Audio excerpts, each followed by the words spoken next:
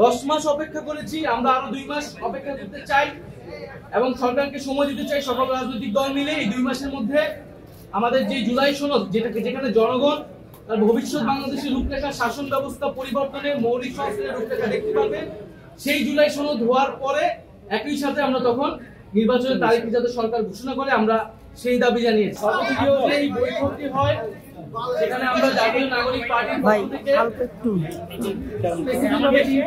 কথা বলেছি। আমরা সরকারের যে প্রতিশ্রুতির সময় জুলাই ঘোষণাপত্র দেওয়ার কথা ছিল, আমরা সেটির অগ্রগতি সম্পর্কে জানতে চেয়েছি এবং 30 কার্যদিবসের মধ্যে জুলাই ঘোষণাপত্রটি জারি করা হয় সে বিষয়ে আমরা জোর আহ্বান জানিয়েছি। কারণ আমরা এর আগেও দেখেছিলাম জানুয়ারি মাসে একটা ডেট দেওয়া হয়েছিল, সরকার প্রতিশ্রুতি দিয়েছিল, এই আন্দোলনের প্রেক্ষিতে আরেকটি প্রতিশ্রুতি দিয়েছে, এইবার যাতে প্রতিশ্রুতি ভঙ্গ না হয়। দ্বিতীয়ত আমরা বলেছি যে এই জুলাই মাস আসতেছে, 1 বছর পূর্তি হবে আমাদের গণ অভ্যুত্থানের। 5ই আগস্টের আগে এই জুলাই মাসের মধ্যেই যাতে জুলাই সনদটি কার্যকর করা হয়, সকলের স্বাক্ষর নিয়ে আমরা যাতে জুলাই সনদ করতে পারি এবং জুলাই সনদ কার্যকর হওয়ার আগে নির্বাচনের তারিখ ঘোষণা করা ঠিক হবে না। জুলাই সনদ ঘোষণার আগে যদি নির্বাচনের তারিখ ঘোষিত হয় তাহলে সংস্কার প্রক্রিয়া ব্যাহত হতে পারে।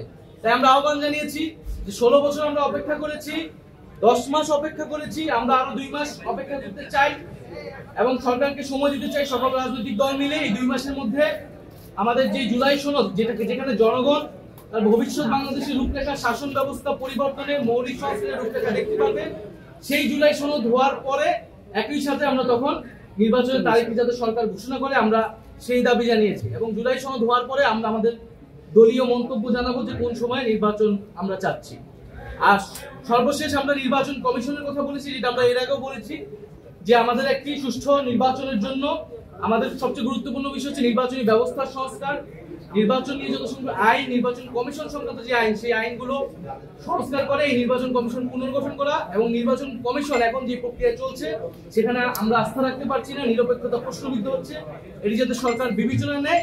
এবং উচ্চ আদালত থেকে আমরা দেখেছি নির্বাচন কমিশন নিয়ে প্রশ্ন তৈরি হয়েছে, সার্বিক বিবেচনায় নির্বাচন কমিশন যাতে পুনর্গঠন করা হয়। আমরা এই জুলাই গণ অভ্যুত্থানের যে ইতিহাস, কোন প্রেক্ষাপটে জুলাই গণ অভ্যুত্থান সংঘটিত হয়েছিল, জুলাই গণ অভ্যুত্থানের অঙ্গীকারনামা এবং আকাঙ্ক্ষা, সেটার একটা ঐক্যমতের দলিল, যেটা মূলত ইতিহাস বিকৃতি ঠেকাবে এবং এই জুলাই গণ অভ্যুত্থান এবং শহীদ আহতদের একটা সাংবিধানিক স্বীকৃতি দিবে। কারণ এই ঘোষণাপত্রই পরবর্তী সংবিধানে কিন্তু সংযুক্ত হবে।